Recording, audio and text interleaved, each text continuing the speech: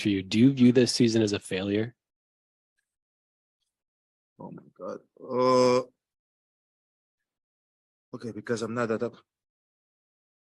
You asked me the same question last year, Eric. Okay. Do you get a promotion every year on your job? No, right? So every year you work is a failure. Yes or no? No. Every year you work towards something, towards a goal, right? Which is to get a promotion, to be able to take care of your family, to be able, I don't know, provide the house for them or take care of your parents. You work towards a goal. It's not a failure. It's steps to success, and if you've never, I don't want to make it personal. So there's always steps to it, Michael Jordan played 15 years, won 6 championships. The other 9 years was a failure. That's what you're telling me. I'm asking you a question. Yes or no? Okay, exactly. So why you asking me that question? It's a wrong question. There's no failure in sports. There's good days, bad days. Some days you are able to be successful. Some days you're not. Some days it's your turn. Some days it's not your turn. And that's what sports is about. You don't always win. Some other people's going to win. And this year, somebody else is going to win. Simple as that. We're going to come back next year, try to be better, try to build good habits, try to play better, not have a 10-day stretch with playing bad basketball, and hopefully we can win a championship. So 50 years from 1971 to 2021 that we didn't win a championship, it was 50 years of failures. No, it was not. It was steps to it, and we were able to win one. Hopefully we can win another one. Sorry that I didn't want to make it personal because you asked me the same question last year, and last year I was in the right mind space to answer the question back, but I remember it. And with that, welcome in to another edition of Inside Edge Primetime here on the Inside Edge Network. To my right, your left, is Chad Bryan. I am Eli Moon, and we are here for another week of the sports world. And thank you so much for tuning in here on the Inside Edge Network, your source for sports, entertainment, mental health, and everything in between. We got a lot to talk about here today, Chad. And I mean, with that clip, courtesy, the NBA, Giannis, and, just obviously breaking down what it means in sports to work towards a goal.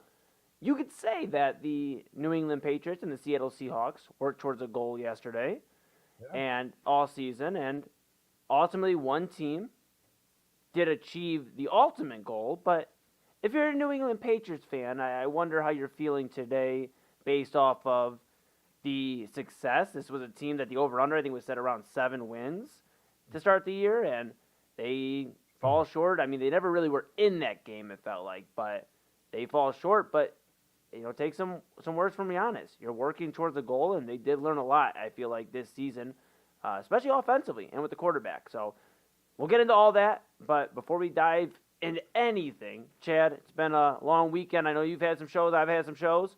Yeah. How are you doing? And welcome back here, another edition of Primetime. Hey, it's good to be back. I'm doing pretty good. The Super Bowl was, I'd like to say it was entertaining, but let's be honest, it was a little bit of a snoozer, right? Seattle jumped out to, like I say, a big lead, but they just completely smothered the Patriots. Like you said, we'll get to that in just a moment. So, but it was still fun. My family sat around, we watched all the commercials and all the things. There's all the sights and sounds and everything. The halftime show was great. I thought we just, whatever. It's a fun night. Super Bowl Sunday's fun. Again, sorry, AA, it's no longer on your birthday weekend. They added the extra week of football, and you lost the synchronicity there. We're sorry to our program director, AA, but it was a good weekend, man. Just cold weekend. It's gonna warm up though tomorrow here in Northeast Ohio. Eli, it's gonna be almost 50 degrees, man. Almost 50 tomorrow. Well, I just want you to know, if you're in Northeast Ohio, you might see Eli Moon in shorts, okay? Look, and it's a very rare occurrence. It happens usually when it's like 90 degrees out in the summer a few times, and maybe the first heat wave. And this is considered a heat wave. Move over, Puxatawney Phil. Buckeye Chuck said it might be an early spring here in Ohio, and it seems like we might be in position for that, Chad. But, yeah, just a busy weekend. I learned that I can make a mean chili. I've never made chili before. So I made chili the other day. Me and Papa Moon, we collaborated on the chili. It was like Papa Moon featuring Eli Moon on the chili. And it was pretty good, man. We just chilled out, watched the game, watched Bad Bunny's halftime performance was incredible, absolutely incredible. And I thought just the message he had of spreading love in this world right now with everything going on, I think was so important. And the game, however, yeah, I mean, this wasn't your Malcolm Butler intercepting Russell Wilson at the 1 yard line, instead of running it with Marshawn Lynch. This wasn't, any of the other Super Bowls besides the Chiefs Eagles that got bad last year. Yeah. There's been some good Super Bowls, and unfortunately, you're going to have a dud probably every, 3 to 5 years, and hopefully this is just our dud. We have back-to-back, actually, counting Eagles and Chiefs. I mean, I already had a good time last year because it was seemingly maybe the end of the Chiefs' little run here, but right.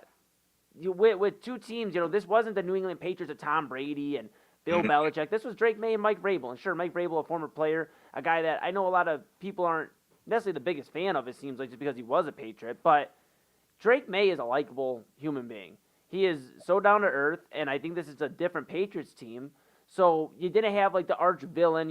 As much as everybody tried to make it, well, I'm rooting against New England because they're the villains. Well, I mean, how? This isn't your grandpa's New England Patriots, right? Like, it's different, and I feel like with that mixed with Seattle, which they have had probably the weirdest like celebration. It feels like it's just like I feel like you don't even hear from Seattle of Sam Darnold. You don't hear from Kenneth Walker anything that stands out in terms of like grabbing the headline, grabbing the news. Instead, it's Kenneth Walker telling Ryan Clark on ESPN earlier today that, Ryan Clark's like, you guys had to have gone out. You guys had the most tame Super Bowl celebration of all time. He's like, what'd you guys do? Kenneth Walker's like, oh, I just went home and chilled with the family, had vibes. And that was cool, man. I think it's cool, but it's also, as far as what we're talking about right now, headline worthy. Going into the game, there wasn't a ton of headlines that really made people want to tune in. And then you look at the game itself, 29-13, Seahawks over the Patriots, Kenneth Walker, the Super Bowl MVP of Super Bowl 60. I mean, this was just kind of a ho-hum game and move on to the next season, Chad. It feels like congratulations to the Seattle Seahawks. Congratulations to Sam Darnold, the first quarterback for the 2018 draft class to win a Super Bowl. It's actually his second appearance, first as a starting quarterback. He was there with San Francisco a few years ago. But, yeah, Sam Darnold completely starting to change the narrative on his career. I think that's a debate we could have throughout this segment. I'm sure throughout the week, as we kind of put the bookend on this football season. But Sam Darnold, I don't know if it's the elite conversation. I mean, he had a touchdown. He didn't turn the ball over. But I think this is more so about the defense, Chad. I think this is about Kenneth Walker. Without Zach Charbonnet, they really, really stepped up. Walker, that defense. And, of course, we have to talk about the excellence that is JSN. I know he didn't have a great game yesterday. But when you have 2 guys, 3 guys defending you or shadowing you the entire day because they're scared of what you're going to do, it allows Cooper Kupp to have his, lead the team in receiving and allow for A.J. Barner to be open on a route towards the corner of the end zone, just great stuff there, Chad. What do you think? Oh, we lost you, Chad. I think we may have your sound. Uh-oh. May have lost Chad here for a second, folks. We're going to let him figure out his sound here. Chad. Oh, we may not have him here. We're going to let him go ahead and figure that out for a second here. But just if you're tuning in real quick. Oh, Chad. Back? You're back. You're back, pal. I don't know what's going on. I have no idea. My Wi-Fi apparently right now is like the Patriots trying to score against the Seahawks, man. But I was going to say, you talk about the Patriots and they're like the evil empire or whatever, right? From back in the day, right? With Belichick and Brady, but they're still roaming around space in the Death Star. It's just like under new management now, right? Yeah. So it's hard to until you really go in and get to know the new owners, right? I don't know, so to speak. I don't know why people wouldn't like Mike Vrabel. I mean, what's that? Does Vrabel rub people the wrong way? Maybe it's because he's a Buckeye. Maybe I'm a little biased there. I have no idea. Yeah. But yeah, I wouldn't know why Vrabel would be. Yeah. No, it gets confusing, right? When you look at like why people don't like Mike Vrabel, why they don't like the Patriots, because there really isn't a reason really besides they're the Patriots, I guess. And I don't know. I guess that's the reason. But nonetheless, they did look a little disappointing offensively. Drake Maye, another 3 turnovers. That's been the story of his postseason. I mean, 2 interceptions. Granted, 2 passing touchdowns. I mean, more so makes it look a little nicer stat-wise. The game was starting to get out of reach for the most part. And, I mean, 2 interceptions, a lost fumble. The defense was able to bail him out multiple times this postseason, Chad. And unfortunately, they weren't able to really take care of his mistakes today. Me and Papa Moon even joked that Jason Myers, the kicker for Seattle, should have probably got some more Super Bowl MVP consideration. You couldn't even vote for him. He wasn't even on the ballot. You couldn't even do it. So, yeah. Makes no sense. He had, 5 field goals in that game yesterday? I mean, Super Bowl insane. record. Yeah, absolutely. As Papa Moon would say, he would have beat the Patriots by himself. And he really would have. Papa Moon, you're right. You know what? So score 1 for Papa Moon at home. And score 1 for anybody that had the Seahawks. I had the Patriots by 10. Okay. So if you're doing the math here, I'm not usually a betting man, but the Patriots were the underdog. So picking them to win by 10, probably a little. If you had that on a bet, it would have probably paid out real well. But yeah, maybe that's where we're at. Yeah, maybe next year. Hey, we'll see. And we'll talk about maybe later this week. Things we may see the NFL doing next year in terms of who ends up playing for the Lombardi Trophy next year, and maybe who do we think is going to be the number 1 pick next year? Obviously, the Raiders this year with Fernando Mendoza, seemingly the Indiana quarterback, going to Vegas and playing with Tom Brady, and now official. He announced it himself after the Super Bowl. The offensive coordinator, Clint Kubiak, for the Seahawks, going to the Las Vegas Raiders. I had to stop there for a minute because it seems like it just picked up out of nowhere. But yes, he's a Las Vegas Raiders head coach, and it seems like he's going to go from Sam Darnold to Fernando Mendoza, which seems like a nice transition. I mean, Mendoza maybe a little bit more energy than Sam Darnold, but kind of just, they're not going to really do anything crazy that excites you. But, something that kind of we got to get used to with the last 2 seasons, at least, of Sam Darnold, and something Mendoza's done his last, 2 years at Indiana. You look at this and you go, well, they're winning. You look at Mendoza rather with Cal and then Indiana, but they're winning. They're winning, and it doesn't always have to be exciting, I guess, is the whole thing, Chad, right? And that's another discussion. For every, and I loved Terrell Owens, one of my favorite receivers of all time. You look at Randy Moss. I was a big Randy Moss guy too. Yep. You look at like some of these guys that have big personalities and they don't always amount to Super Bowls. Now, am I saying they're the reason they don't win the Super Bowl? No, but sometimes you just need the guy who's going to put his hard hat on, go to work, and come back home, and that's what I think the Raiders are getting with Mendoza, and it seems like the Seahawks are going to have to see how long they want to ride the Sam Darnold experience. They already won a Super Bowl with them. Yeah. Do they ink him to a long-term extension this offseason? I don't know. I mean, with a guy like Darnold, you've seen 2 different iterations of him in the NFL, right?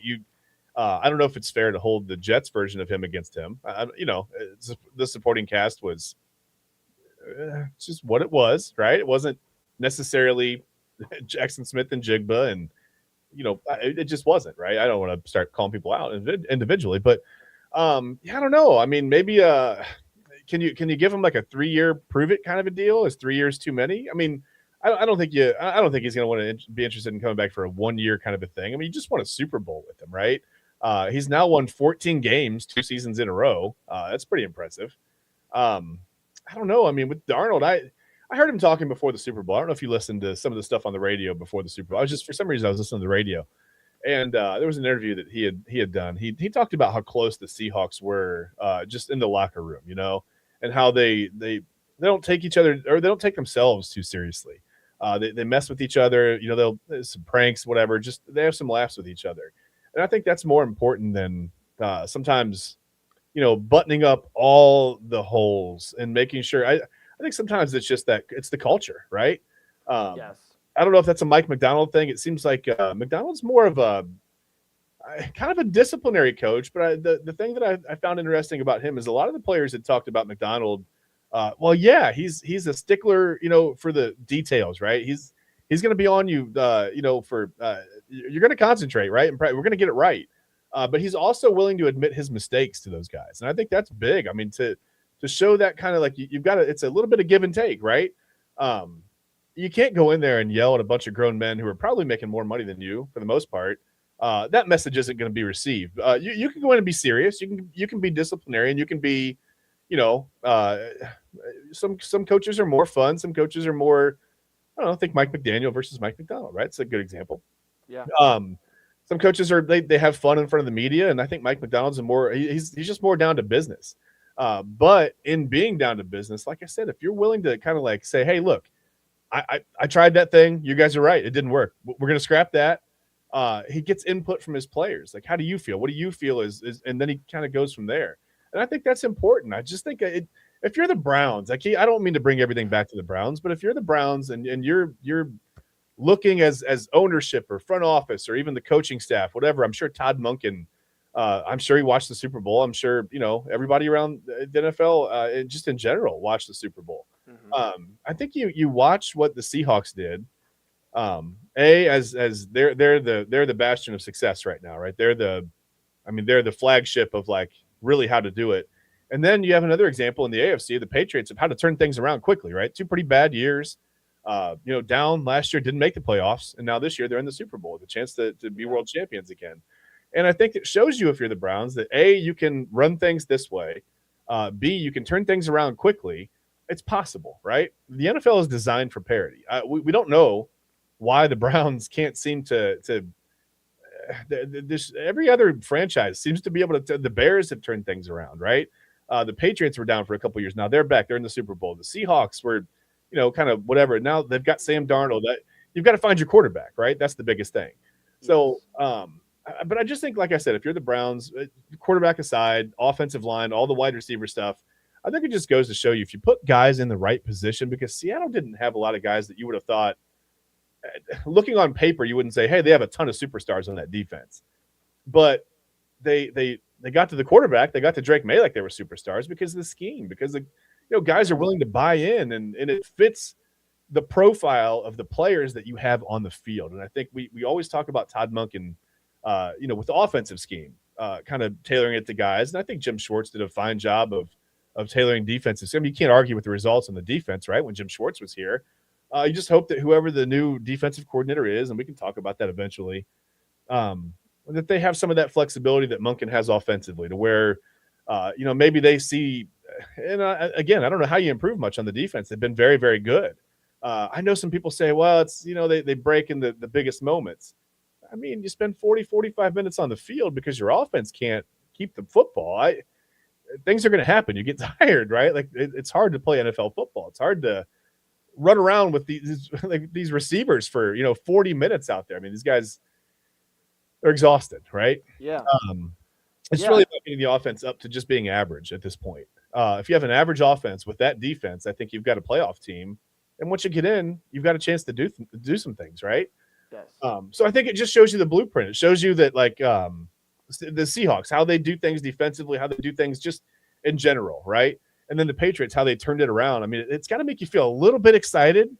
But then at the end of the day, we are still the Cleveland Browns, and they don't tend to get those things right. But maybe with a new coaching staff, they do. Yeah, and we'll keep an eye on that. You mentioned the Seahawks. I think a big pickup for them was DeMarcus Lawrence. He actually talked to Dez Bryant in the offseason about how he believed the Seahawks with Sam Darnold were going to go win the Super Bowl, or at least get there, dang it. And, Dez Bryant's like, come on, man, I think you're tripping, bro. They were teammates, in the past. And DeMarcus Lawrence told him no, and he's like, we're going to get there. He's like, hey, how about this? If you guys get there, I'll buy you a Rolex. And so he told DeMarcus Lawrence to go to him a Rolex. I wonder what he gets for winning the Super Bowl with the same team that he believes in. But, yeah, I mean, just adding that defense, the strength there. I mean, just guys that are just getting to the football, attack the ball. They teach that, like, growing up, like, all throughout football, me playing football, and I'm not saying I'm an NFL athlete by any stretch, but they teach you, attack the football. Their strength in numbers, getting there. And you saw Seattle, it wasn't just one or two guys making lone tackles. They were 4 or 5, Seattle Seahawks tackling the ball carrier. And that was big, having that veteran presence. Nick Emenwari, I mean, they have a great guy there in the secondary. They are really in a good position, Seattle, where, if Sam Darnold just continues to do what he did this year, which is just not turn the ball over a lot, and ultimately, when you got to win a few games, go win a few games. But, hey, Kenneth Walker is going to take care of you. Zach Charbonnet coming back from injury next year, he's going to help, make that two-headed monster back to what it was in the backfield. And JSN is only getting better. I think it's time we have an even stronger conversation after this season about where he ranks in the top 5 wide receivers. And I think I want to have a conversation this week with Kenneth Walker and the running backs. And it may be something we debut later this week. But it's like, where does Kenneth Walker rank in the discussion of the top running backs. Is he top 5? Is he top 10? Is he top 7? Is he, where does he fall? Because, I mean, the postseason belonged to Kenneth Walker. And, Sure did. People that watch him at Michigan State, I know I'm a Spartans guy. I rock with the Spartans still. They, obviously, anybody's going to tell you they remember the 4 touchdown game against Michigan, where he just went off, just absolutely had a barrage of scoring, and the Spartans beat Michigan, and they upset them. And I think that is where a lot of people saw the legend of Kenneth Walker start. He's been nothing but solid since he's been in Seattle, but the injuries have been the big thing for him. But this may have been his coming out party. We talked about how old he is, and, for running backs being old, I get it, but you still look at guys like Derrick Henry that have a lot of wear and tear on their body that are still doing pretty well. Yeah. I know, I think if Nick Chubb doesn't suffer a catastrophic leg injury, I think we're not having as much of a discussion about that, or about his slowdown. I think we're having a discussion about Nick Chubb being right there with Derrick Henry running well. So I think, you look at Kenneth Walker. He's 25, Chad. Mm-hmm. He's not, first of all, I'm not going to say he's old because he's younger than me, so sorry. But he's 25 years old. He'll be 26 in October. So basically the start of next football season, around like the first month or so of football, regular season football, he'll be 26. Mm-hmm. He can still put a 4 to 5 year stretch here that completely changes how we speak about Kenneth Walker in running back rankings. And it's not like he's had pedestrian numbers. I mean, the injuries have affected him, but he has done pretty well there in Seattle for the most part. And I think, Seattle runs it back maybe. They win another one. He wins another Super Bowl MVP or has a great, just standout year. Really for running backs, we talk about quarterbacks. Usually we rank this 10 to 15-year career, how many Super Bowls and all that. Running backs, we're trying to see what you did in your prime. When you were the best, when you were the top dog of your team, what did your team do and what did you accomplish? And so far, Kenneth Walker at 25 years old has a Super Bowl and a Super Bowl MVP as the lead back. Get it by default. It would have been him and Charbonnet probably splitting a lot more carries. But he answered the call, Chad, and I don't think we're talking about Seattle winning the Super Bowl if he didn't go on this postseason run he did. That's fair. I mean, yeah, for all the talk of the defense, I mean, you still have to move the football. You have to score. You got to get in the end zone, right? You can't, or you can just keep kicking it through the uprights. I mean, Seattle did that yesterday, and essentially they would have won that game without some touchdowns. That's fine. And by the way, real quick, I thought this was crazy. This was sent to us just before the show. If you're a Patriots fan, listen, all's not lost. Drake Maye now holds the record for passing yards in a quarter in the Super Bowl. He threw for 235 yards. 235 of his 295 yards came in the fourth quarter yesterday. So you think maybe that's probably due to some softening up that Seahawks secondary, a little bit of prevent, keeping everything in front of them. But that's at least he finally started to get into some kind of rhythm, right? I know it's not much consolation for Patriots fans, but I don't know, another Super Bowl record held by a Patriots quarterback. Yeah, and Rob let it be known yesterday, he's not the biggest fan of the Patriots, so he let us know that yesterday the Patriots became the leader for most Super Bowl losses with 6. They also are tied for the most with 6. Yeah. So, a lot to talk about here. We'll have a ton to talk about here on Primetime. I think we will rather revisit discussion of running backs because in the spirit of Kenneth Walker winning Super Bowl MVP, and it being quite a while since a Super Bowl MVP was a running back, I think we should have a discussion. Who do you rank in your top 5 running backs? And we'll have a discussion about that, and then we will officially, I think, put a bow on the NFL season once we do some predictions for maybe next year in the Lombardi Trophy. So stay tuned later on this weekend, Inside Edge Primetime, Inside Edge Network, and all the socials at Inside Edge Net. We'll actually be making a announcement on that, what day we'll do that this week. So stay tapped in on the socials. And in order to know that, you're going to have to follow or subscribe or whatever, Inside Edge Net. Thank you so much. We have a lot to talk about, Chad. That was our Super Bowl talk for Monday. Yeah. We're going to talk about some Cleveland stuff coming up here. For any of our Northeast Ohio folks out there, the Cavs and James Harden, Donovan Mitchell, and Jared Allen, that trio and the rest of the Cavaliers are currently in Denver. And they are trying to take down the Denver Nuggets, a Western Conference foe that they could be seeing in June if the Cavaliers can do their part in the Eastern Conference. So we'll talk about that and how we feel about the new era of Cavaliers basketball here in Cleveland. We'll also talk about Jim Schwartz leaving the Browns saying bye to Schwartz. I don't know anymore. I'm losing track, Chad. I don't know. But we're going to talk about all that. We're going to talk about Olympics later on. And a very cool college basketball story that you may not have your radar on yet, but you will after Chad and I talk about this. Before we get into any of that, we have some crazy, awesome, exciting news. Any adjective that gets you excited. Just think about that. Chad, here's the thing. I know Valentine's Day is coming up, okay? Oh, yeah. And now, me personally, I'm a lover, but I don't have a date. But it's okay because I know what I'm going to do. I'm going to look into getting a nice gift, and I'm going to see if I can maybe, see if a lovely lady would like to go get dinner, and I can, maybe I'll cook chili again. I figured that out. But one thing's for certain. If we get a candle or a body mist here from our newest sponsor of the Inside Edge Network, Alley Rose Fragrances, who is running an awesome, awesome deal here. We're going to put it up on the screen here for you. Alley Rose Fragrances, the newest sponsor of the Inside Edge Network, and running a very, very cool deal right now. 20% off all orders on the website. Use your code, our code, which is the code you'll use, InsideEdge20. Just capital I and capital E, all one word, InsideEdge20. 20% off your entire order.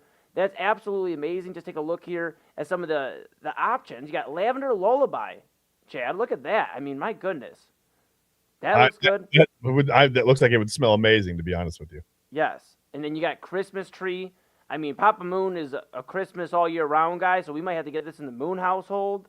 There you go. One thing's for certain. I mean, you look at this and you got an array of body mist. I mean, what? Bright Serenity, Sacred Rose, Twilight Essence, Sunlit Dreams. A lot of great stuff here. And reminder, again, you want to check out any of that, go to the website, Alley Rose Fragrances. 20% off all orders using the code InsideEdge20, capital I, capital E for Inside Edge, all one word.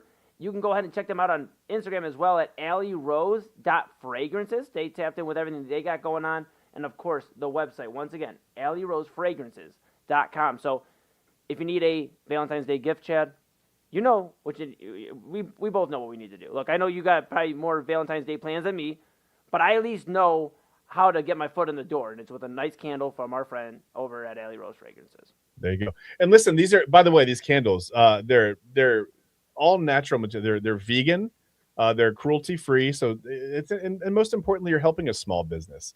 I think that's really important. I mean, anybody can walk into one of the big box stores and grab something off the shelf. But I think it's so much more important to to help smaller businesses out, right? Like people who pour their heart and soul, their passion, right, into a business like this. I think it's fun to help out, right? So absolutely, that's my favorite part of it. And by the way, my wife, my daughter, they love candles. They love body mists. I can't wait to go crazy. Honestly, I've already been looking through the website. I've already picked out. That's amazing. Probably 5 or 6 things. That's amazing. Whatever. Me and Papa Moon, I think, are up. Yeah, we're up to about, I don't know. We keep putting about 8 to 10 candles in there. We're choosing until our hearts are happy, and we're having a great time. And you will too, just like Chad and I are browsing through the website. Mm-hmm. Go check out Alley Rose Fragrances and get your candle before Valentine's Day. Get it, hurry, get it, because we're getting ours. So again, 20% off on your entire order. Again, using the code InsideEdge20. But yeah, I'm excited, Chad, and thank you to Alley Rose Fragrances, the newest sponsor of the Inside Edge Network. And what we're going to do here, my friend, we're going to take a pause. We're going to let everybody get their caffeine. We're going to let them get, if they got late dinner or on the West Coast dinner is just, starting up, get your dinner, get ready, grab your plate, put it next to you, whatever. And when we come back, we're going to talk about the Cavaliers and the new feel in Cleveland around the basketball team. We're going to talk about the different feel in Berea now that we have some more news with Jim Schwartz. And then we're going to talk, like I said, Olympics and some really, really cool stories coming back after this. But we're going to go ahead. We're going to take a quick pause. When we come back, this is Inside Edge Primetime with Chad Bryan to my right, your left. I'm Eli Moon. We're going to go ahead and put that code up from our friends at Alley Rose Fragrances. And so you can go ahead and start putting your orders in while we go to break, and we'll be back after this.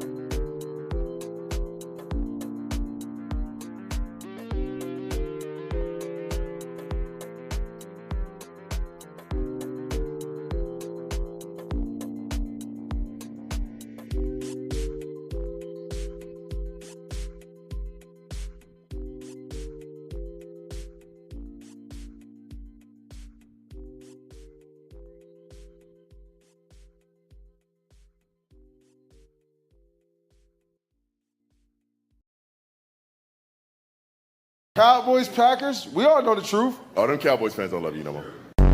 That record is only going to stand for so long. It is still currently my time. Because I still do things that none of y'all do. Who's none of y'all? Just because your light is brightening itself doesn't mean mine is dimming in any way. I'm just saying, I played 13 games. So obviously, I'm getting to the quarterback. In 13 games, I had 18 sacks. What do you want? I need whole season statistical categories. You ain't play a whole season. Mm-hmm. We lost half our starting lineup and still made the dance. Yep, and when y'all had your full starting lineup, we punched y'all in the mouth. How many games y'all win? 5. Hey, and guess what? We doing the same thing.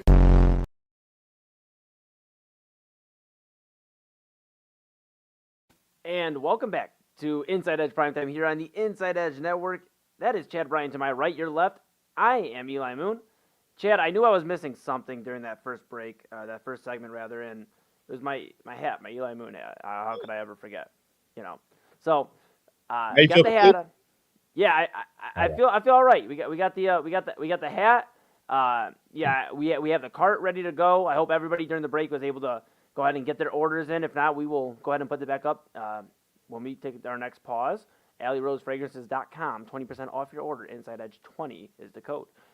We're going to talk about some Cleveland stuff, Chad, because it wouldn't be a primetime edition without us getting into our Cleveland folks, and our Cleveland teams for just a moment. And I think we'll start with the Cavaliers. We'll start with something positive. The Cleveland Cavaliers are in a completely new era, and I feel okay saying that, with James Harden being here and getting rid of Darius Garland, a Cavalier that had a pretty good tenure here, and top 3 and all-time in threes, and, near the top rankings in a lot of categories here, scoring-wise, offensively for the Cavaliers. Then you look at Dennis Schroder and Keon Ellis getting here for DeAndre Hunter. They get off the contract for Lonzo Ball. Completely different-looking team for the most part in terms of key additions. So it is a new era. And my question to you is, how are you feeling? We saw the Cavs come back and beat Sacramento 132-126 the other night. James Harden, 23 points. A lot of it coming in the fourth quarter. How do you feel about the Cavaliers in the new era? They are currently taking on the Denver Nuggets right now. If they go final before we get off the air, we'll give you that update. But how are we feeling about one game in, a game and a half? How are we feeling about the new look Cavaliers? Well, and I know we should use caution because it was the Sacramento Kings. It's not exactly a top 2 or 3 seed. I know, but I thought it worked. I thought what you want Donovan Mitchell and whoever his running mate is to look like. I thought he and Harden, I thought they pulled that off, right? We talked about it before when the trade was made. It's that veteran. It's knowing when your team needs you to score, when your team needs you to distribute, when your team needs you to whatever. Like, just kind of fill in. It's not necessarily always having to go out there and put up 40, right?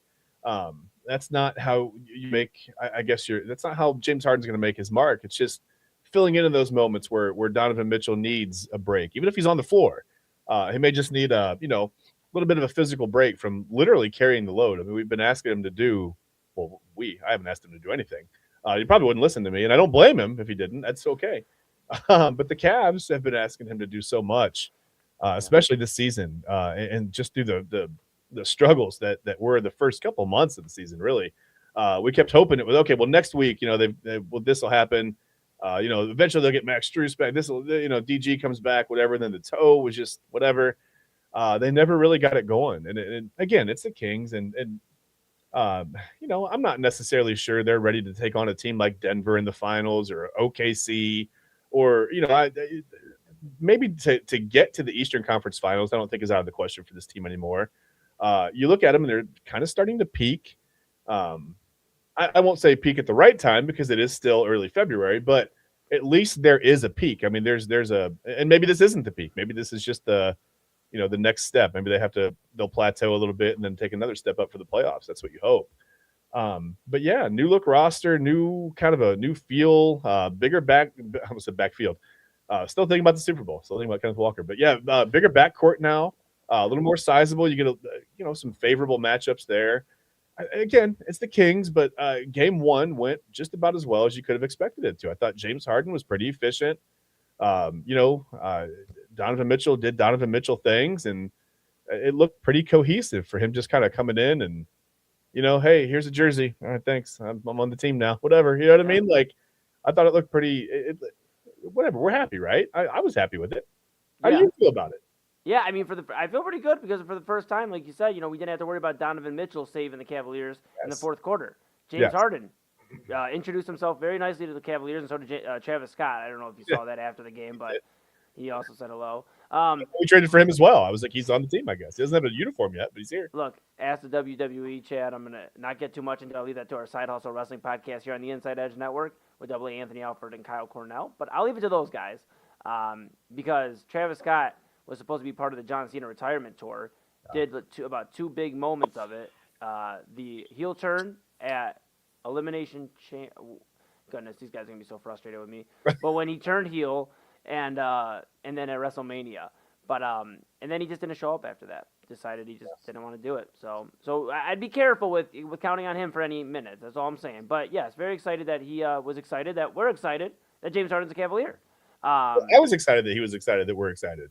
Yeah, something works. like that. We'll figure it out by the end of the show. Maybe. But Cavs obviously showing that they can get other guys involved that can help this team on offense. And James Harden is a prolific scorer. Take away all the talk about what he has done or what he hasn't done in the playoffs. Take away all the jokes. I get it. 4 or 5 teams in the last? I think it's 5 teams in the last 6 years for James Harden. It's an absurd amount. Take all that away. James Harden can score. What do the Cavs need? Somebody that can get a bucket in crunch time. They've tried to rely on Evan Mobley. He's still coming along, and I believe in Evan Mobley. I think there's so many people that are so quick to give up on Evan Mobley. Well, he's not exactly where we need him to be on the offense side of the ball. Well, he only has a Defensive Player of the Year, and he's not even 27 years old yet. So, I think that's pretty dang good, and I think this takes a lot of pressure off of Evan Mobley and Jared Allen. James Harden even talked about that in his post-game presser the other night, Saturday against Sacramento, where, my goal is to, when Ev gets back and, for Jared Allen to take the pressure off these bigs and get them some looks, better looks. And he's going to do that because not only being a prolific scorer, but he's a very underrated passer, James Harden. We talked about that here on the Inside Edge Network. But, you look tonight, Cavaliers, just for a quick update, down 105-96, 7:28 left in the fourth quarter. And James Harden, who started the quarter not looking great stat-wise, is starting to heat up. So we might see some deja vu out of James Harden, this time in Denver. Just a different location, but right now Donovan Mitchell leading the way, 28 points, 8 assists, and 10-21 shooting. Harden with 19, Jared Allen the follow with 15, and Tyson with 13. But the Nuggets right now being led by Julian Strawther with 20 points. Jokic doing his thing, 18 points, 12 rebounds, 10 assists, 2 steals, a block. Just unbelievable. So, we'll see. We'll see how that finishes. It seems like we will have a finale on that before we get off the air here, so we'll keep you updated there. But I feel good about the Cavs. We'll keep an eye on it. Obviously, we'll be here. Primetime is going nowhere. In fact, we're just getting started, and the network's just getting started. For those that have tuned in for the first half a year of the existence of the Inside Edge Network, thank you so much. We truly cannot do without you. And tell a friend, tell a family member, tell everybody that this is the place to be for everything you need. We'll talk about Cavs. Obviously, maybe we want him to be excited about us too. Tell Travis Scott. Yes, tell Travis Scott. Absolutely. Tell Travis Scott to tell his friends. And it's like, we'll talk about the Cavs. Obviously, we'll have a lot of stuff to break down as we go throughout the weeks. But I think just my initial reaction on this right now is I feel good. Regardless if they lose to Denver tonight, I feel good. Considering James Harden hasn't even had time to get back to Cleveland yet. He's been on the road since he's been a Cavalier. So we'll keep an eye on it, see if the Cavs can get it done. For sure. So with that being said, we're going to pivot to Browns, okay? The Cleveland Browns, they just love staying in the news. And this time, I don't think it's their fault anymore. Hear me out, Chad. All right. Browns defensive coordinator Jim Schwartz resigns from the team. He announced earlier, over the weekend, right? It was over the weekend, late last week, that he announced that he was resigning from the team. Yep. And did the Browns handle this poorly? Yes. Did they maybe offer Jim Schwartz a job? Not offer, that's the wrong word, but maybe just make it sound like they were going to offer him the job. Maybe. I wasn't in Berea, but it sure sounds like it based off the reports. Yeah. Yes, the Browns have not handled this correctly. Mm-hmm. But can Jim Schwartz grow up and honor the contract he signed? We talk on Main Event all the time, and Rob Ruzicki my bro. Obviously, the guy here that will always go to bat for honoring the contract. And Rob, I love you. And we talked about it on Main Event.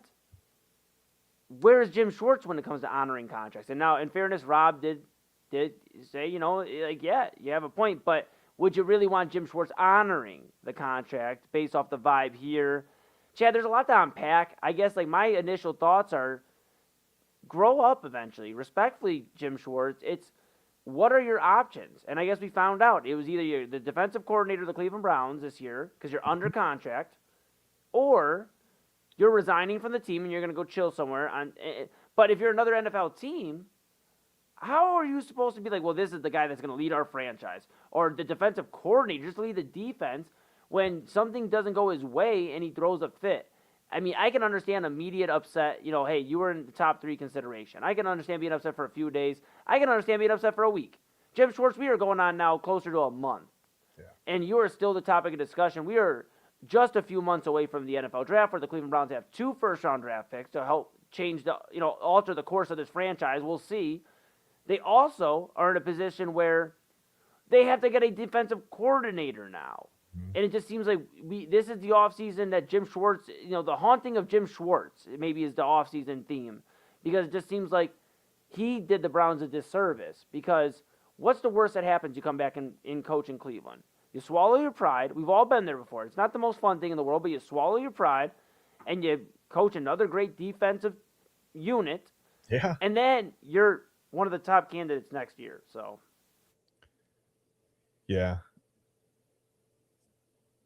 Yeah, it's a lot, Chad, and I got so worked up about Jim Schwartz I had to grab a drink because, my goodness, it's so frustrating at some points, because I can understand where Jim Schwartz is coming from, being slighted. Yeah. But now you have a job to do. You have a job to do, and for somebody that is almost 60 years old, you would expect this out of maybe the passing game coordinator that got slighted, not the guy that's already had a run as a head coach and didn't do the greatest. Yeah, this isn't a defensive coordinator move, right? This is a wide receiver move. We always talk about wide receivers being prima donnas and, whatever. There's some evidence there to support that. Certainly not every wide receiver. That's not the case. But yeah, this was unexpected for me anyway, from Jim Schwartz. And I don't know, like you said, we don't know what the Browns alluded to. We don't know what the Browns, straight up said to Jim Schwartz. Right. It certainly sounds like there was some kind of a break in communication, or at least a miscommunication. I don't know. I mean, I just don't. There's 2 schools of thought here. It's you make him. You can't make him, right? But you try to talk to him about honoring the contract. Obviously, he has no intention of doing that. He's informed the Browns. He sent a letter, whatever. Official resignation. Guys can resign. That's okay. But to resign over this feels a little. I mean, like you said, you had one of the top 5 defenses in the league. Okay, you've got the familiarity, and it's just I don't know. I mean, but do you want him there if you know that he's upset? Okay, even if you talk Jim Schwartz back into the fold, let's say they talk to Jim Schwartz, and he goes fine. Like you said, going forward, future employers, you're gonna I would imagine every franchise would probably do a little bit more due diligence now when they're talking to him, when that interview goes down, for him to either be a defensive coordinator or a head coach. I don't know if he's going to get that opportunity again. To make sure that he's not going to, turn tail and run if things go wrong. Right. Yeah. And who knows what that means anyway. I get it. The Browns probably could be a frustrating situation as an employee, as a coach, as you see the same mistakes made over and over again. But at the same time, I think that he did. I think he hurt his future employability by handling it this way. You can be upset and still go do a good job. I mean, I think almost all of us watching, you, Eli, myself, I bet 95% of us have been involved in a situation where we were at work and we thought we were going to get a promotion or a raise that we didn't get, right? Yeah. And it's disappointing, and you may want to leave, but you have to bide your time, right? I don't know. Maybe you handed in your resignation that day because you had another job in the tank. Clearly, Schwartz didn't have that. So he's made the decision he's going to take a year off. At that point, I don't know, do you lose your edge a little bit? I mean, does that competitive spirit go away? I mean, you get away from the game and you're like, you know what? It's kind of nice being at home on November 4th, and I can just kind of hang out. I got Thanksgiving coming up. Like, I'll say this. I don't know. I'll say this. If you're Jim Schwartz, you just better hope that the defensive coordinator that comes in for the Cleveland Browns doesn't do the same thing, if not do a better job with this defense, because now he not only sat home a year, but now what is your selling point? Because It the was same never defense, him. yeah, the defense was never you, or maybe as much as credit as you try to become like you're the guy who created the defensive side of the football, is how some people in Cleveland talk about him. I'm not saying that it was never him. I'm saying that's the perception. Perception is reality. If you walk away from this team in a huff, someone comes in and does a really nice job and keeps things level or even ramps it up, like you said, Eli, that's trouble for him. It's even more trouble for him in the future, Yeah. It's going to be an interesting thing to keep an eye on where I guess Jim Schwartz goes next year, and because it won't be this year. Yeah. I mean, well, I guess we'll see. Maybe it will be if an opening opens up. We'll see.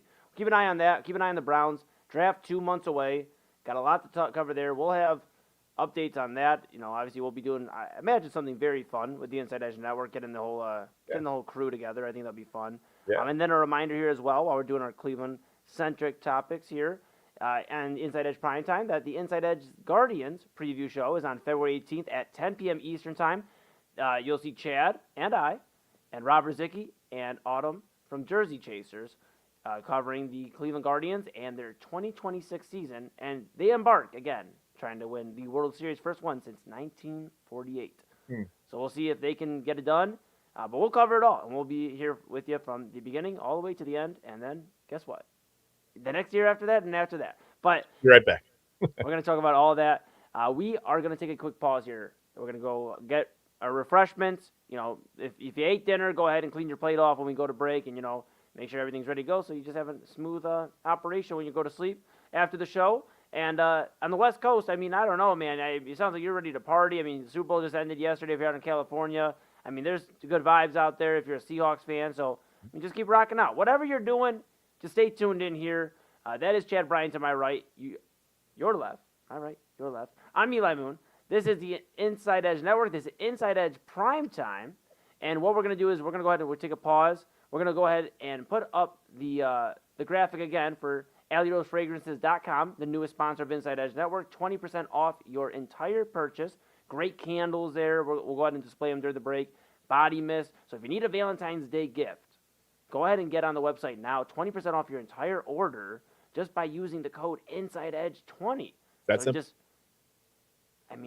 You use your friends, from the Inside Edge Network. Like we tell you guys, your family. You're here with us, your family. So go ahead and take care of your loved ones by getting a candle, getting a body mist, and looking at AlleyRoseFragrances.com by way of the Inside Edge Network and the discount code. So we're going to go ahead and put that up. When we come back, Chad and I, we're going to go ahead and talk about the Olympics and a very, very cool story right here in Ohio. Not necessarily right here in Cleveland or wherever you're at, Chad, but here in Ohio.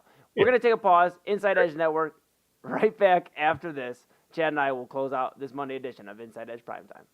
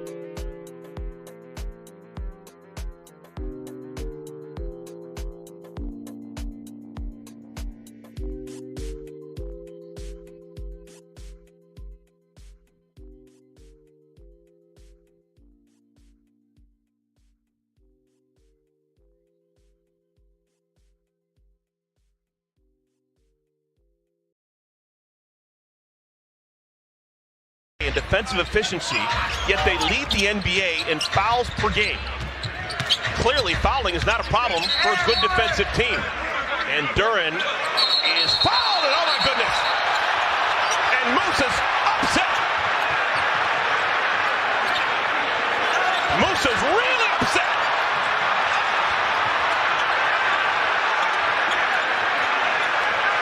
I have never seen Musa Diabate like this.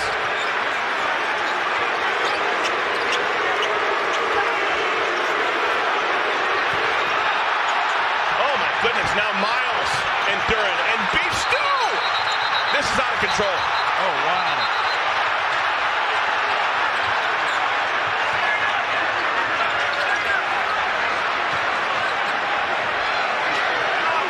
Stu was on the bench. Isaiah Stewart's out of the, he'll be suspended for a while. He was on the bench and he came out just to draw a fight.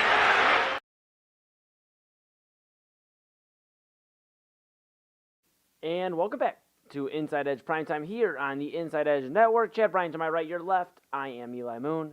Again, this is Inside Edge Primetime here on the Inside Edge Network.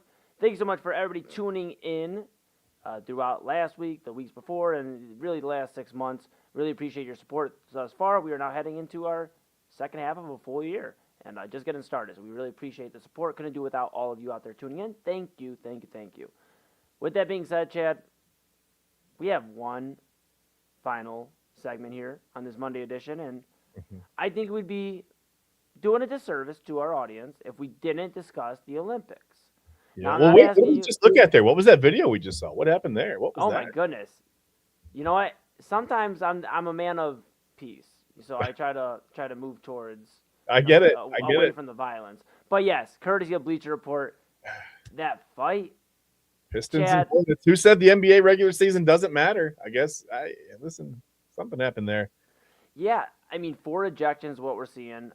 You heard. I mean, just a brawl out. And usually NBA fights don't get like that.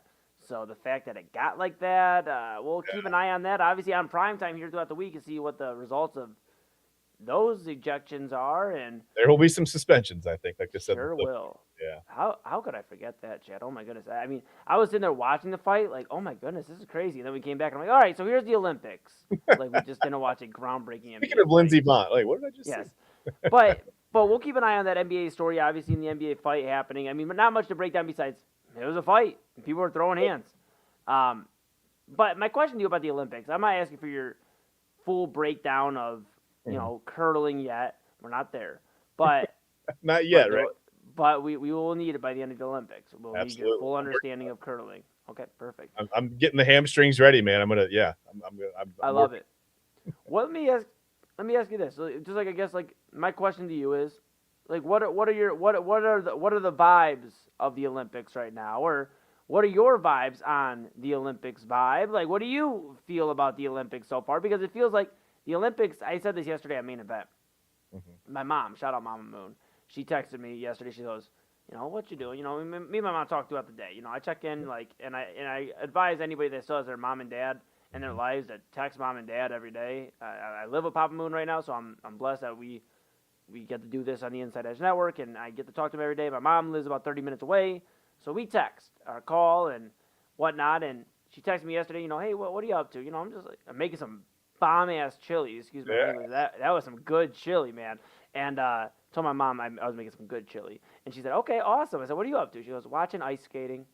And I knew it was the Olympics, and it just made me smile because, like, my mom's not a sports person. She made dinner for the household yesterday, over at her house. And I said, well, what, are you going to watch some of the game? She goes, I'm gonna watch my shows. And my mom was a big scary movie person and stuff like that. She's never been sports, but for her to watch ice skating, she said, I love it. This is my favorite event out of all of them. It's just like the ice skating stuff, like them being on skates. I think that's so cool, and ice skating in particular. And I think that was so cool. But it reminded me that, like, why don't we talk about? I know there's, I know I'm a little younger, just a few years, but I think there's a difference between, your generation, my, parents' generation, people before, that are a little bit older than me, and then 28-year-olds and that 20 to 30-year range, right? Where the Olympics don't seem to have that same aura about them. Or maybe the generations just aren't caring as much. I mean, there's probably a multitude of reasons why. It just seems like, fighting in terms of sports, fighting like for your honor of your country doesn't seem to be the most popular thing for a lot of people, and I can understand why. Can definitely understand why.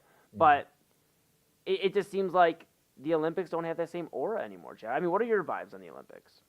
It's weird. I was actually thinking about this. I didn't know you were going to ask me, but it does. It seems like the Olympics come and go, and for me, it's really exciting.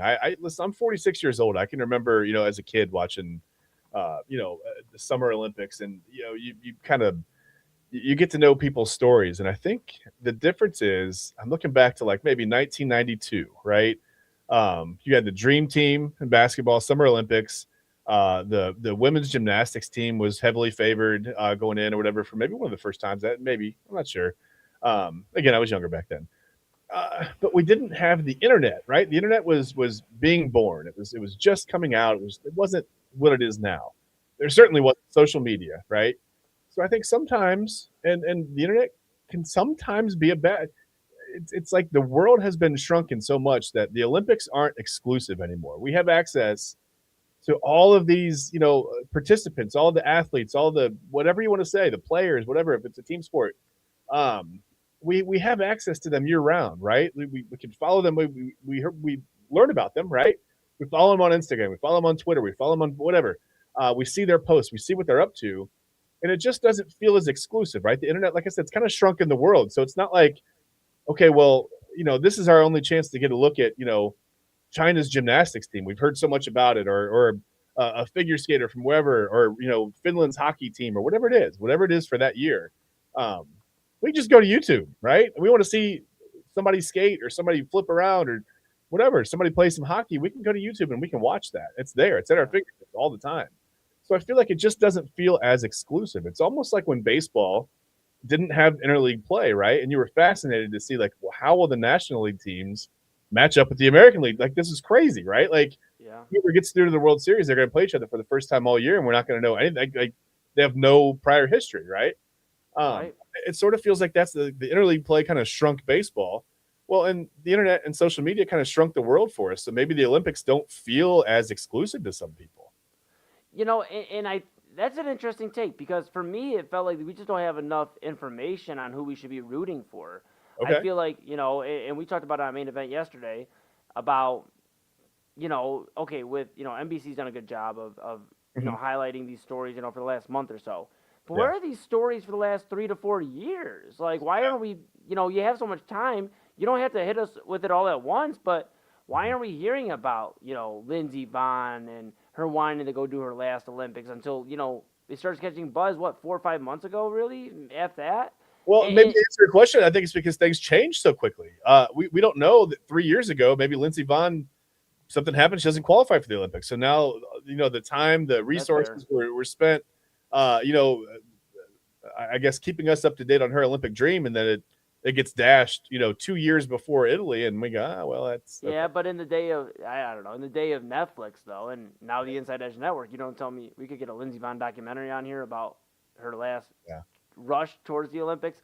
I mean, and prayers out and thoughts out, blessings, whatever you do, to Lindsey Vonn breaking her leg in her last Olympics, it appears. Skiing on a torn ACL. It appears it was the same leg, so you just hope she's okay at 41 years old. This is probably her last Olympics. Just tough. That was tough too. But yeah, just pivoting on all this, I just think there's not enough coverage beforehand. Like, okay, maybe not 3 years, 4 years worth, but okay, who's going to be competing in the games the month or two before. Why aren't we getting like full video packages? Why isn't this hitting social media hard? Like, hey, you need to see this 2-minute package of why this random figure skaters, I shouldn't say random. It's just random because we don't know who they are because of the lack of coverage. But maybe if we know more about them, then maybe my generation would be more invested. Because everybody loves a good story. Papa Moon talks about it. Real Talk with Papa Moon, Saturdays here at 5 on the network. And, he talks about telling your story. And I think, sometimes we got to tell your story. And we're not hearing a lot of the stories about the Olympics. You hear about them after, they win the gold, and you're like, and they persevered through so much. It's like, well, why? I would have been so much more. I mean, it's awesome they won, especially if they win for the United States. Obviously, we're cheering for our country, but it's like, yeah, like I would have loved to hear that story beforehand, so I could have been like, they have to win it because they're doing it for this. I mean, like, You would have been more invested. I get that too. Yeah, I understand that. Yeah. So it's interesting. It's interesting. We'll keep an eye. Olympics are far from done. I love the difference, real quick, Eli. I love the difference between Yes. generations. Like, you like you said, you're younger generation. You're like, hey, give me more information. And I'm old. I'm like, this is too much information. You know what I mean? Like, I love the difference. Yeah, 100%. And you know what? Double A is such a busy guy. Our program director, Double A, Anthony Alford, want to give him a shout out because he has been really working hard behind the scenes and on air, doing a great job. But I just want to give him a shout out. But we do want to let him know, if he's listening right now, that hey, we can't be slacking on our Winter Olympics updates. We held down the fort today, but we want to hear from you again, Double A. We miss seeing you for about a minute or two on our primetime editions. Okay. And speaking of Double A, we're gonna get him. We're gonna get him on skis, right? He's gonna go down we've got the exact copy of the downhill. So we're gonna see our own producer, Double A, Anthony Alford, at 70 miles an hour. No, we're not gonna do that. I'm just kidding. Yeah, we might be looking for a new program director at that point because Double A might be in. You couldn't. There's not enough money in the world. You couldn't get me to go 70 miles an hour on skis. Not a chance. Nope. Can't get me to go 70 miles per hour on a scooter, probably. I don't even drive that fast. You know what I mean? I'm on the freeway up to 65. That's. Yeah, I feel it, bro. I feel it. Well, that's our Olympic coverage for just right now. Like I said, game's still heating up. We're gonna start covering as like the medals start really like piling in and all that fun jazz. We'll keep you up to date here on the Inside Edge Network. But Chad, we have one more story I want to cover before we get into our final thoughts and wrap this Monday edition up. And it comes out of the University of Miami. But not that Miami, the University of Miami, Ohio. And they are the Red Hawks, and they are red hot. They're undefeated this season. This comes after losing in the MAC championship game to Akron the year before, 76-74 last March. And obviously, anybody that knows, I covered the MAC tournament a few years. It is almost about 8 years ago now. But I covered back-to-back MAC tournaments, and it was very cool because these guys were playing like this was March Madness because it really is. Like, there's not a lot of MAC teams that get into the tournament. In fact, if you don't win the conference, you're probably not getting in. So for Miami, this is so important to get off not only to this hot start, but to win the MAC tournament that they weren't able to win. They were so close last year, and it seems like they took that to heart, and they are just rolling, Chad. I mean, they are absolutely just running through teams. They sit at the top of the MAC conference, 11-0 in conference, 24-0 overall. They've won 13 at home, 10 on the road, so, I mean, a nice little mix there. But, yeah, I mean, the next closest is Akron at 10-1 in conference play, 19-5 overall, and they boast an undefeated record at home at 12-0. But it seems like this is Miami of Ohio's conference to run away with the MAC tournament, the MAC conference. And are we about to have a discussion about the University of Miami, Ohio Redhawks being a Cinderella this March? I mean, maybe. Listen, they're like you said, they're 24-0. They're ranked 23rd in the country right now, in the top 25. So they've just kind of broken into the top 25, even though undefeated. Maybe people look at the MAC as not quite the same competition level as some of the other bigger conferences, and that's okay. I understand that.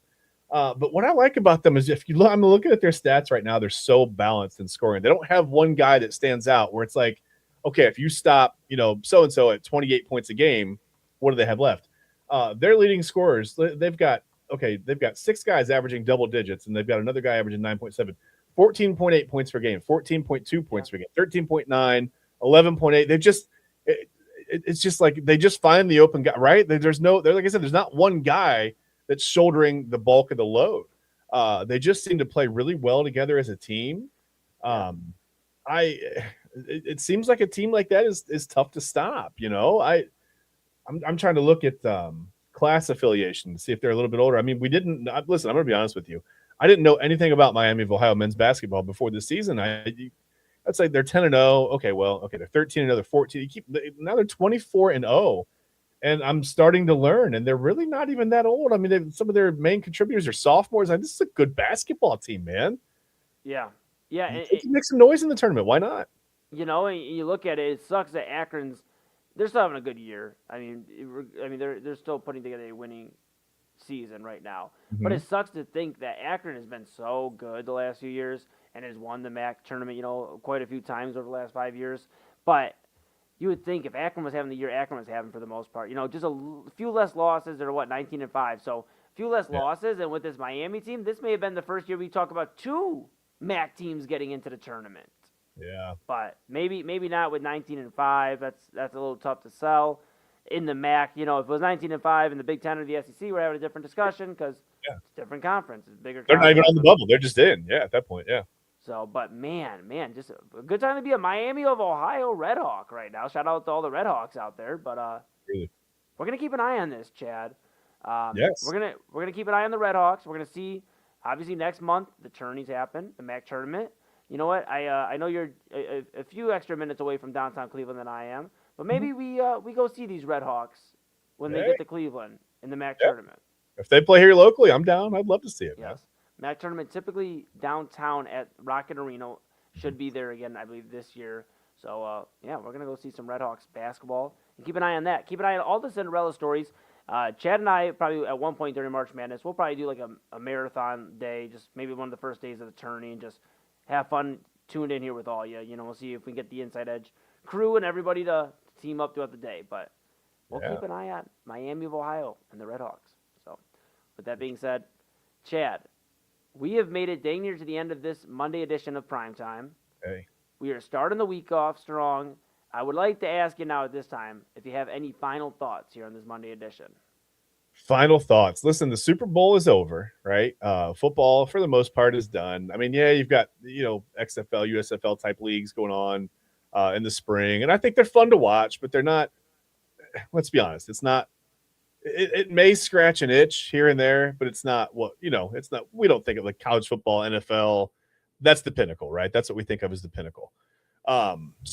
It's just bear with the regular season in the NBA and college basketball. We're right around the corner. Pitchers and catchers are going to be reporting. We're going to be talking about spring training. Eventually, I mean, if you're in Northeast Ohio and you're stuck in these freezing temps, the weather is going to warm up. It's going to be almost 50 tomorrow. We could hit 50 tomorrow. They're calling for a 49-degree high. Things are starting to bloom, right? Like I said, it'll be spring. We'll be talking baseball season, March Madness. We've got all kinds of the NBA playoffs will be starting in a few months. We've got some stuff going on. The Cavs have a whole new look. I mean, maybe if that doesn't excite you, I don't know. I mean, I get it. It would have been fun to get Giannis in here, but you got James Harden now. You've got Schroder. You've got all the new look Cavaliers, right? We can get excited about that.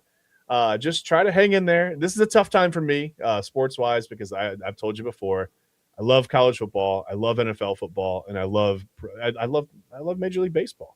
Right now, I'm kind of in that weird in between where you can look forward to baseball, but you've got a work stoppage coming. I mean, the collective bargaining agreement ends December 1st, so let's just try to enjoy sports. Let's not fight, right? Let's move together. Let's work together. We can do this. We don't have to fight about everything. Hang in there and wait. We've got some good stuff coming up. Not only, in sports in general, but right here on the Inside Edge Network as well. Yes, absolutely we do. And with that being said, make sure you tune into Inside Edge Primetime tomorrow. Chad and I will be discussing a plethora of stuff. The Olympics are going to be going on, so we'll wait for I think we got confirmation, and I don't usually disclose on air, but I think we're going to have a Winter Olympics update by our program director, AA, tomorrow. So stay tuned for that. Stay tuned for a bunch of more information coming out, news stories. We'll break it all down here on Primetime, Chad and I. And I just want to remind everybody, like I've been saying, just keep taking care of yourself, take care of your loved ones, take care of everybody around you. Like Chad said, the world's been tough recently with a lot of stuff going on. It's hard to even open up social media nowadays just because it's tough. Yeah. The world's not the world I remember growing up in, and it's sad. But we are the change. We are the voice. Everybody out there listening, we can change the narrative and change the way things are looked at, 20, 30 years from now. So just remember, Inside Edge Network, we are your fam. We're rocking with you. We are your source for sports, entertainment, mental health, and everything in between. We truly, truly appreciate you. Couldn't do it without you. Do want to give you my final thought, which is the Cavaliers pull off another comeback victory in Denver this time, 119-117 the final. Donovan Mitchell with 32 points, 10 assists, leading the way. James Harden finishes with 22 points, 10 rebounds, 7 assists, and 3 blocks. Jared Allen provides 22 points and 13 rebounds, and Jalen Tyson with another 16 points for the Cavaliers. My goodness, they avoid a loss, a triple-double from Jokic. Nikola Jokic can't get it done at home. The Cavaliers winners, 119-117. We told you we'd have a final score. They had one before we got out of here. We have one. Cavaliers now 2-0 in the James Harden, Dennis Schroder, and Keon Ellis era. Got to mention all the guys. And James Harden heated up again in the fourth quarter. Well, maybe that's a trend we can start getting used to here in Cleveland. Heating up with Harden in the fourth quarter. I love it. I love it. I love it. And again, reminder, Chad mentioned Inside Edge Network. Obviously, we have a lot of stuff coming up. You mentioned baseball. Chad's a big baseball guy, and I'm excited because so is our guy, Rob Rizicki. I love baseball because Papa Moon raised me on baseball, and Autumn, obviously, from Jersey Chasers. Well, heck, they wear jerseys in baseball, and Autumn gives a great breakdown with all the sports her and Christy. So I think we're all going to be able to team up and do pretty good. With that being said, reminder, that is February 18th, our Inside Edge Guardian preview show at 10 p.m. It'll be a fun one. It's going to be a great one. Going to be a great time. Chad, it is awesome being back on the air with you. You guys absolutely kicked ass over the weekend. I enjoyed seeing you guys talk Sunday sports show, the illegal formation. Just really excited to be back on the air with you this week. A lot of great stuff to cover. And, I'm just excited, man. Yeah. Real thanks to our guest from Illegal Formation from Saturday, Beaver Eastern head football coach Scott Tomlinson. If you haven't seen that episode, it's a great story. He's hired as the football coach before they even had a football program. They built it from the ground up. A lot of fundraising, community effort. It's everything you want in a story, really. It's just like I said, I've been wanting to get him on the show for a long time because anyone who selflessly gives that much for an entire community for the kids, really. It's for the high school kids, so they can have a football program. They're a friend of the network in my book. So if you haven't seen that, go check out Illegal Formation from last Saturday. Again, Beaver Eastern head coach Scott Tomlinson. Just appreciate him coming on and telling his story. It's an amazing guy, an amazing story. It was a lot of fun. Absolutely. I loved it. I know everybody out there that watched it loved it. If you didn't see it yet, definitely go tune in. Great interview. Great vibes with the coach, Coach Tomlinson. Very great vibes.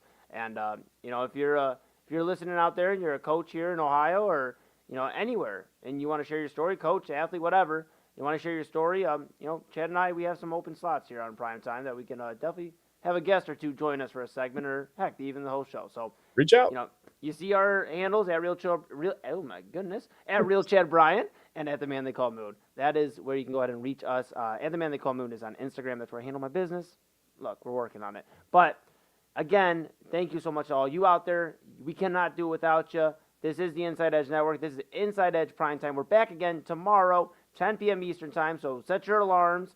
And how about this? Just subscribe or follow the Inside Edge Network on Inside Edge Net on all the socials, and you'll know when we go live, and saves you one step right there. Saves you a step for tomorrow. I gotcha. Chad Bryan to my right, your left. I'm Eli Moon. This is the Inside Edge Network. This is Inside Edge Primetime on the Inside Edge Network. And we'll see you tomorrow. Until then, stay safe. We love you. And, that's all we got. See you tomorrow.